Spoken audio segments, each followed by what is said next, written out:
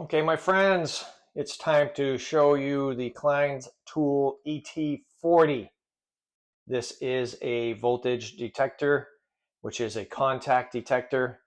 You do have two leads on here. You can buy this individually, or you can buy this in a Klein kit. I think it was the CL120. I'll put the link in the description for the whole kit, and I'll put a link just for this one in case you want to order one of these. This is nice in that it simply has the two leads. It's very portable. You can clip it on your belt, and you don't need exact numbers like a multimeter would show you. This will give you ranges of 12 as far as AC, 12, 24, 12, 120, and 240 by the way of lights. And it also does low voltage up to 17 volts. Let me show you how to use this one. It's actually a really handy tool if you don't need things to be exact. So this one, it does need two AAA batteries. You take off this little screw and then appliance screwdriver. You got your clip. You got your two leads, your positive and negative. And then you have your AC scale on this side and your DC scale on that side. And some lights that will show you whether it's AC. When both are on, it's AC. When one's on, it's DC. And let's see, voltage tester, your common and your plus, up to 250 volts, okay? So how you turn this on is easy once you get your two AAA batteries installed, which come with it. Put that on, now we have power, okay? Now we can pull the leads off. They're not very long, and we can run around and start testing stuff. Let me show you how. Okay, so one use case for this Klein Tools ET40 is you can check electrical and your outlets, although it can be a little bit tricky. You do want to make sure you turn this on, push the button, and then you see the light come on here saying that you got power for the device. If you do want to check outlets, some of these tamper resistant outlets are very difficult to work with and it's tricky. It's better that you have an outlet tester, but this will work as well. You do have to take these little plastic leads off if you want any hope of getting into the outlet to test it. So basically, it don't matter whether you stick the red on the left or the red on the right. What you do with a tamper resistant, have to press on both of them. All right, you may have to move it around to get some results, but there you have it, okay? Down here on the bottom, both lights on, means you got AC, and it's hard to get to touch it, right? There you go. Three lights on the right-hand side means 120 volts. So it's greater than 12, greater than 24, 120. So that's one way you can test your outlets. But this thing seems better suited for exposed wiring, say like in an electrical panel or something. But you can check outlets. All right, the light in the top right, exclamation point, is showing you it is greater than 25 volts, meaning it is not low voltage, just to be careful. Okay, the ET40 can also be used to check power coming off your breakers if you want to troubleshoot. It doesn't give an exact number, but it will let you know whether it's 120 or 240. Sometimes two-pole breakers, both sides don't reset properly, and you only get 120 volts, and then your appliances or something doesn't work right. You can check it, but it has to be live. And if you're working live, I implore you to be very, very careful, okay? Keep these tips on here to make sure you don't accidentally touch these while you're working with your electrical panel. Now let me show you how you would do this. All right, I got it zoomed in a little bit. I got a 15 amp, 20 amp, and two poles. All right, that should be 120, 120, 240, 240, 240. Okay, again, you want to make sure your tester is on and be very careful. Whenever you're working inside a panel, you got to be very, very careful, okay? Don't touch anything that you don't have to touch. Okay, you can take one of these leads and touch it to your outside. My ground bar is bonded with my neutral bar, so I can take it, touch it to my ground bar, and then I want to touch one end to the load side of my breaker right here, And if it's working right, it shows 120 volts. You see it? There's 3 lights. It says there's 2 lights on that says it's AC. That one's good. All right, that one's good. Now, if I do the 240, just one side, it should light up as 120, okay? Because there's only one side. Okay, that side's good. That side's good. Now, if I want to get 240, I need to go straight across both phases of the 2-pole breaker, okay? And the reason why these shields are on, here, if you're testing and they're close and they touch together when you're in here, you're going to have a big arc, and you don't want that. Okay, so leave those little sleeves on there that help protect them from touching together. Okay, so 1 and 2, kind of awkward. Let me see if I can get this in there. Okay, can you see the lights now? Now it's blinking. See that top thing on the top? It says greater than 25 volts, but I suspect it might be 250. But anyway, probably it blinks when it's greater than 25. I mean, it comes on when it's greater than 25 and blinks when it's greater than 240. So yeah, that breaker's working good. All the lights are on. We're good. And you can do the same thing over here. Now, if the breaker's off, obviously you're not going to get anything. But it's kind of tricky because the leads are very short. You can use one hand. Okay, again, 240. We're good there. And 240, we're good there. Everything's on. We're good. Safety is paramount. Make sure you're very, very, very careful. Okay?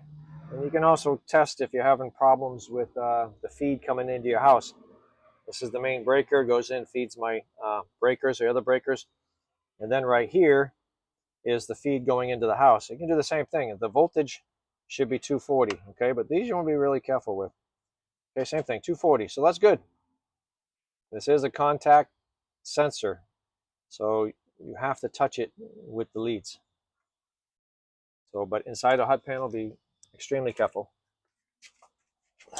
I would like to do an example for if you were checking power to your stove or something, 240 volts. Let's say you're already checked in the panel and you have 240 volts coming off your breaker and it's connected to your wiring. This is obviously not the right size. This is just a sample. So your white would be in the panel connected to the neutral bar. Your ground would be connected to the ground bar. Your black and your red would be going to your 2-pole breaker. Okay?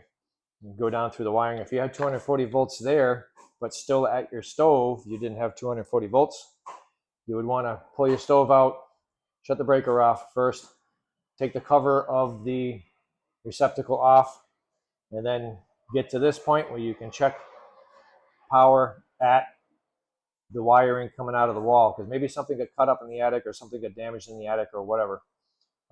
So now this is your part coming out of the wall where your stove is. Okay, and you want to use a meter like this one to check it. You can absolutely do that. So you'd want to turn your power back on, make sure these are not touching. Turn your power back on, and very, very, very carefully, you would want to, first you could check between your neutral and your ground, and you should have 0. It shouldn't show anything, okay? The meter's not on and I don't have power here. It's just for an example. And from your ground to your black wire, if it was on, you would show 120 volts if it's working correctly. Okay? And also, if it's working correctly, you'd go from your ground to your red wire. That should be 120 volts. If this is energized, you want to work very carefully. Don't put your fingers like this and hold it up against the thing, because you're going to get a shock. Okay? Don't touch the leads and don't touch the wiring other than where it's insulated. Okay? And then if you want to make sure you have proper voltage across both of these, you would touch your red, touch your black, and then what should show up is all these lights showing that it's AC all the way up to 240 in residential. And this one will come on too. And then you know you have proper voltage across all your wires and none of them are broken. If for whatever reason, even across your neutral, you should have this. Red to your neutral, 120 volts. Your black to your neutral, 120 volts. And if you have anything less, if you don't get any power from your red to your ground, you show no power there. The wire's cut or it's not coming off the breaker correctly. And same thing with this one. Okay, so that's one use case for this. That would be something like that. It could be a welder outlet, it could be something like that. Also, if you wanted to keep your kids entertained and you wanted to clean out your battery drawer, this is something that you could totally do with your kids. Okay, make sure your meter's on, you got power, set it down there. And in this case, it makes more sense. Positive is your red wire, and you can touch this. You can hold it on there. Tell the kids, hey, go check my batteries. Let's see. This side says plus, it has a plus there, and the other side's negative. Go have the kids test all the batteries in the battery drawer, in the junk drawer. Okay, these ones you can totally hold them on there if you want. It's a little bit awkward. So hold one on there, hold one on here, and you should see on the meter, one light's on the right, that's DC. And then it's also the first bar, which is on the left scale, 1.5 volt. So this battery is good. That's all they have. It says right on the side, these are 1.5. Okay, so that battery's good. This is 1.5, 1.5. I think these are 1.5 as well. So have your kids go through the drawers with this. Have fun because they can't get shocked. Not with this type of stuff. Have them test all the batteries and throw out whatever's not good.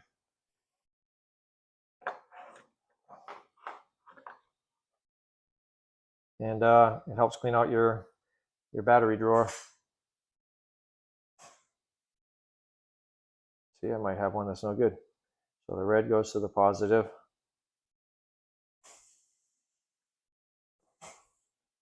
Red to positive, and the black to your ground, the negative. No, it's good. I'm just trying to have a hard time holding it on there. Okay, see the light come on? 12 volt. It's not 12 volt, 1.5 volt. That one's actually good. It should be the same for all of these. Yep, that's good. But your kids can very quickly learn how to do this. All right, that's good, 1.5. All right, these ones are different. You'd find this in your smoke detector. If you want them to test this little small one here is 12 volts. The little bigger one here is, negative, and the small one's positive. So the red goes on the positive. Put this where you can see it. And the black goes on the negative. Okay. Now you're looking at the DC scale, okay, on the left-hand side. See how it says 9 volt? That's correct. That's what it should be, 9 volt. So that one's good.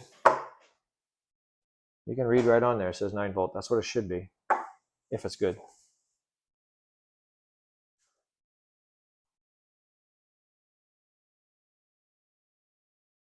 Nine volt. So all the batteries are good in the junk drawer. If you wanted to put this on your car battery, it'd be the same thing. You open your hood, take the red, put it on you'll see it on the red terminal. Take the black, put it on the black terminal, and it should at least light up the 12 volt. Okay, and anything more that you do, let's say you want a doorbell transformer, you could put this across the leads on the transformer or on the terminals of the transformer, and it's probably going to light up this greater than 17 volts, which normal doorbell transformers are 24 volts roughly.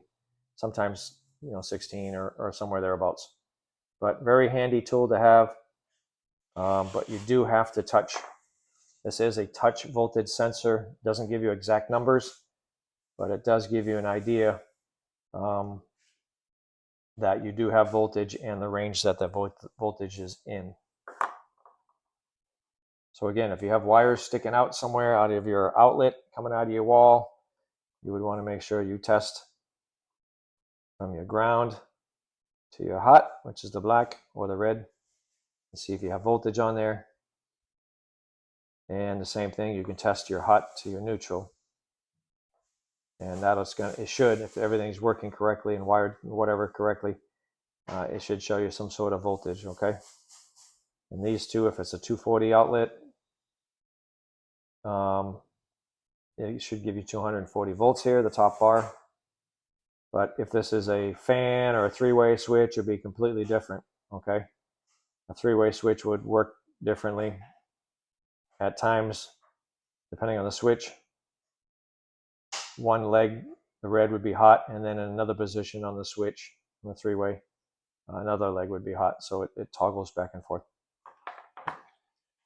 But I will put a link to this EH40 in the description, and also I will put a link for the entire kit, which is a very handy kit. It comes with a multimeter, the plug, this, and the plug checker.